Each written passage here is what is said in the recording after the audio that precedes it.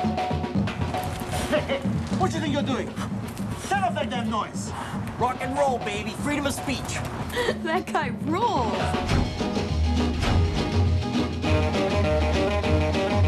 I can't believe we made it. We graduated high school. How totally amazing. I can't help but feel I had some small part in how you turned out.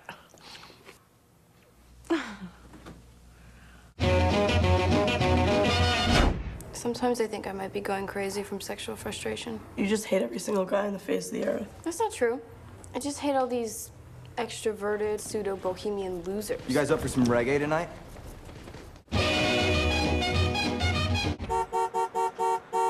What are we in slow motion here? Come on, what are you, hypnotized? Have some more kids, why don't you? Ghost World. The underground comic book comes to life. We have to get together this summer. Yeah, that'll definitely happen. And welcome back to another edition of Rare Delicacies. With me, as always, is David. Brett. So now, gentlemen, if I were to ask you, what was the first comic book movie to actually be nominated for a legitimate Oscar? Not for special effects, not for editing, not for anything on the technical side, like one of the big ones. What'd you think? Comic book? Yeah. I'll beat you to it. I have no idea. Ghost World. Huh. Ghost World is actually the very first comic book-based movie to be nominated for Best Adapted Screenplay. Came out in the early 00s, and it's based on the independent graphic novel series by Daniel Klaus, who also did Art School Confidential, but the film itself was directed by Terry Zwigoff, who did the documentary Crumb, and the Christmas classic Bad Santa. Matter of fact, it was this movie that got him the gig to do Bad Santa. I'm sure when you look at this movie, you'll be like, man, that guy could totally direct a drunken Billy Bob Thornton. This film also marked a comeback performance of, even though many people will also credit American Beauty with that, a career-defining performance of Thora Birch, and also a very a highly celebrated early performance of Scarlett Johansson.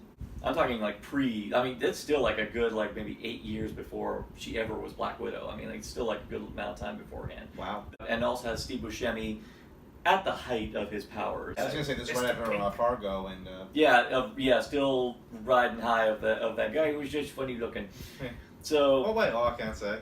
Yeah, exactly. But it was still a big deal that the Academy at the time was paying attention to what was happening in comic book media to be able to nominate something, because one could even say that after this one got a lot of praise, movies like A History of Violence, which was also based on a comic book, and Road to Perdition as well, also based on... What about American... American Splendor. American Splendor. And American Splendor, that was another major one as well. It went to show that they were actually like paying attention to what was going on beyond just the typical, oh, it's based on an old piece of literature, oh, it's based on a bestseller. The film's about two girls, Enid and Rebecca, who just graduate high school. Enid kind of is a person who is at one with her environment, where she doesn't want anything to change, but and is going through grand efforts to try and not change. And she ends up befriending a guy who is a kind of a hoarder, kind of likes old-timey stuff. They both are people who just kind of want things to stay a particular way, but of course, as time goes on, the world changes around them. See why I'm getting some blank stares from both of you. No, I've never seen... So you guys have never heard of this at all? No. I know very, very little about the film. I vaguely remember when it came out, and I remember going, oh, that looks like something I want to see, but I really wasn't watching movies at the time, and it just completely slipped under my radar.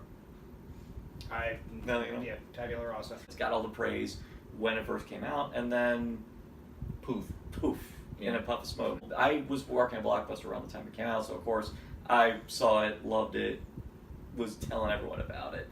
And it actually made for an even easier sell when Bad Santa came out, because I was telling everyone, the guy who directed that did this.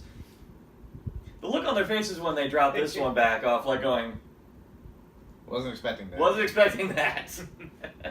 So hopefully I get some... Okay, could you imagine watching The Matrix say, oh yeah, the guys who did The Matrix did Bound? Actually, yes, I could. I actually could. Oh, okay. Honestly, I think I built it up enough. This is... After about 5 minutes of this movie, you're gonna wish you had 10 beers. Thora Birch was initially offered the role of Rebecca, but turned the part down and insisted on playing Enid instead. According to director Terry Zwigoff, Steve Buscemi was so uncomfortable playing the role of Seymour that whenever shooting was finished for the day, he would immediately change his clothes so he could look completely different. Interested in directing Ghost World as a feature film, for some time, Terry Zwigoff sat in on an acting class in San Francisco. Zwigoff said that after the class had wrapped up, he had approached the instructor and asked if she could hold a crash course for him on how to direct actors. Seymour's room was modeled after director Terry Zwigoff's own room, particularly the shelved record collection, the pinup art, and the historical memorabilia.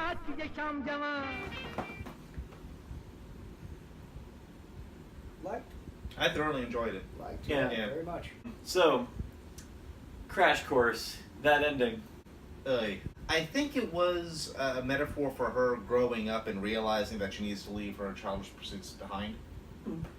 I saw it sort of as full circle. It starts with her watching, one of the 60s, Indian kitsch, which, if you've ever seen, any of those, it's almost like the episode of The Simpsons where she says, but believe it or not, there's a completely satisfying explanation. You see, an Otto busts into the back of the room, hey man, surf's up! And they're all on surfboards, and you never find out. It doesn't always make sense. Neither does life. Actually, those are two drastically different interpretations of it. I mean, I've had so many customers back when I was renting this out who could not make heads or tails of it. I mean, you guys are way ahead of them. Already. Now me, like I said, I've watched this movie a bunch of times. I've read the graphic novel.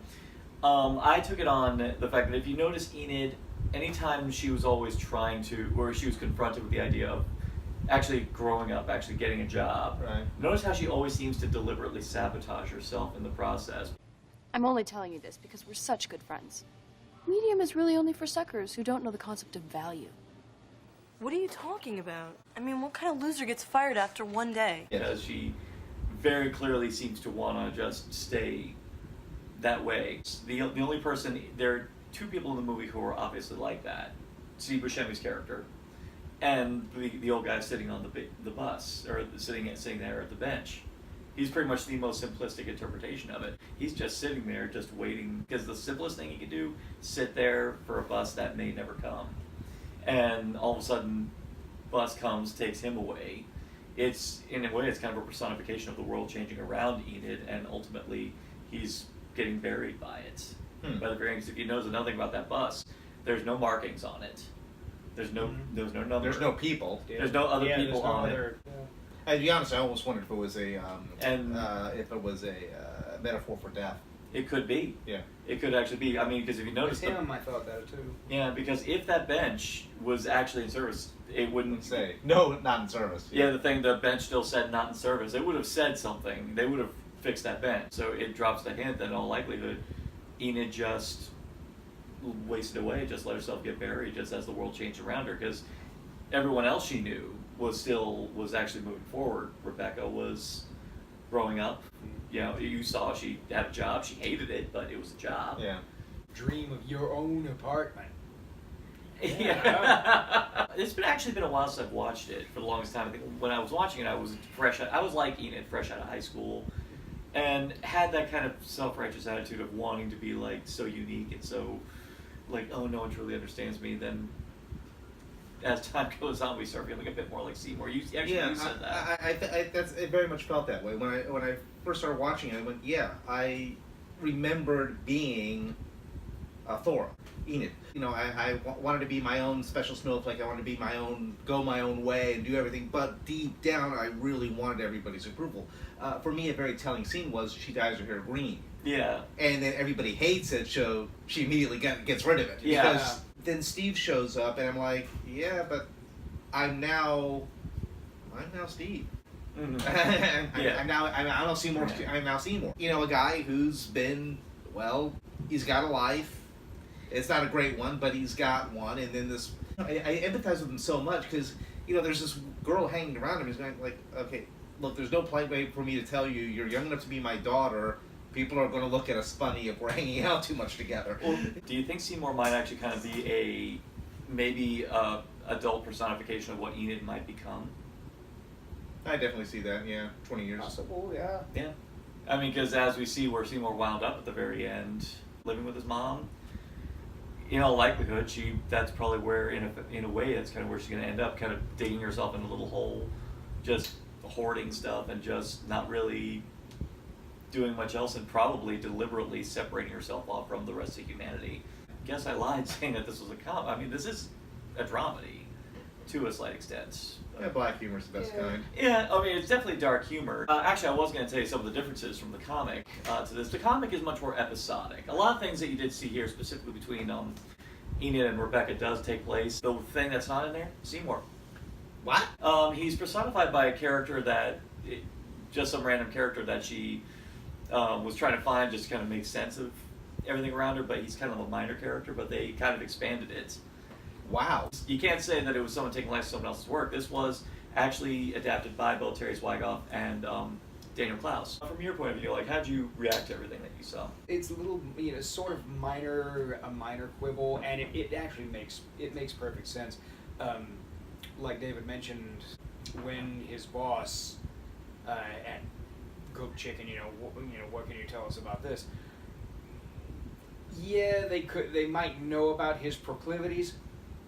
Having a strong suspicion is one thing. Proving it is another. Well, and but for the sake of the story, it fits. There was something actually that, I forgot to remind you about. When she found it, he said that he took it from the. Well, yeah. But he also said 15 years ago. Yeah, 15 years ago. That. Plus, he was a manager. It makes sense. Yeah, the manager's fingerprints are on it. Okay, yeah. What else you got? Yeah. I mean, it's like I say, a strong suspicion that you were the one that walked off with it. That's one thing. Prove it. You've seen how, I mean, the companies we work for, you know how sensitive they are when it comes to anyone making a public spectacle of. Oh, of course. Yeah. And how, of course, the first thing they're going to do is point the finger at the person who's pulling the veil, as opposed to the people responsible for what's under the veil. Most, especially like older corporations, always seem to really go for diversity. If you look at their long, lurid history, in all likelihood they've been sued for discrimination, God knows how many times. Yeah. But they try to bury it by saying, we're the most diverse company now. Mm-hmm. So the key thing of avoiding being like Seymour is being more willing to reach out to people a bit more, because I think that is ultimately his problem, and that was obviously Enid's problem. Was her lack of eagerness, her eagerness to alienate people, and because if you know, she even by the end she was pushing away her best friend, who she'd been friends with for years, but very gradually she's even alienating her, and obviously Seymour becoming so set in his ways. And if you notice, every time she tried to hook him up with someone or just try to figure him out, he always immediately came up with some kind of excuse. Afterwards, you can tell he's probably been so set in his ways of trying to find ways to push people away. Yeah. That, well, and let's be honest, Enid's trying to hook him up with somebody else was, I want you to hook up with me, this is my, I mean, I think she was denying it at the time. I think it was genuine on her part at the time. Like I said, I think it was just, she wanted him, but didn't want to admit it to herself. Yeah. And I think she finally admitted it when she started becoming jealous. Then when he finally was girlfriend, and just getting jealous. Jealous of Dana. Because that's true. She did encourage it when he got the call. That is absolutely true. Well, I guess plus knowing that, there's no indication that she knew the other person, but the fact that even when she seemed to be partly successful, she comes over and actually talks to Seymour, and it turns out she's not there for the Rebecca first person. No, for the first band. She's there for the quote unquote blues.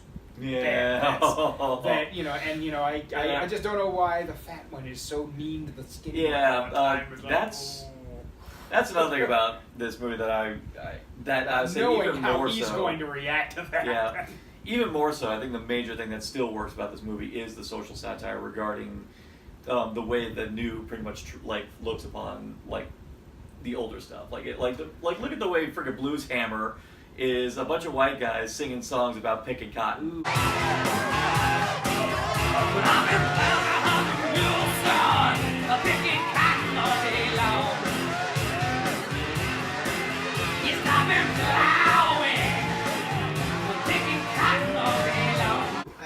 Actually, I looked at it kind of like nerds. Just nerds in general. It's like, you like this thing? Well, yeah, but let's go into the deep minutia of this. If you notice, there was a strong emphasis on pretty much just the concrete, the power lines, and even all the chains that are like all over the place. Yeah. I always kind of wondered to myself when I first saw this movie what the title Ghost World even meant specifically. I mean, now actually that's a good question to lead it to. What does the title Ghost World mean to you? Honestly, I'm not quite sure. I really, I hadn't even, until you brought it up, it just now occurred. What does that have to do? Then again, you know, again with what I had said about the ending, sometimes life doesn't make sense. I think it's one of two ways. Seymour and Enid are the ghosts. They're the ones moving through this world that they can they really can't interact with it because they don't really know how, but they can see it all happening around them. Okay. It's like the relics. Kinda, yeah. One young, one old. Yeah. Older. My interpretation was always kind of like the flip side, where because Enid and Seymour were people who always seemed to obsess about trying to stay in one spot, and the world moves around them and is changing, is consistent. Even Rebecca, who was like Enid at the beginning, very gradually just becoming something different, and of course, and even the idea that the old man at the bench now is also being picked up by the bus. You're getting here. All right. You made the game is fun. Because it begs the question. I mean, all the environments, there's like not a single lick of nature like around them. That's true. Yeah, and so it kind of punctuates our whole concept of trying to solidify everything in concrete, steel, and all that. We try to like make something that's solid, but unfortunately things change around you. Like a 1950s diner that for some reason now plays 80s pop and hip hop. Yeah. So, I don't know. I feel like I'm depressing you guys with these. No. Well, life can be depressing. You know?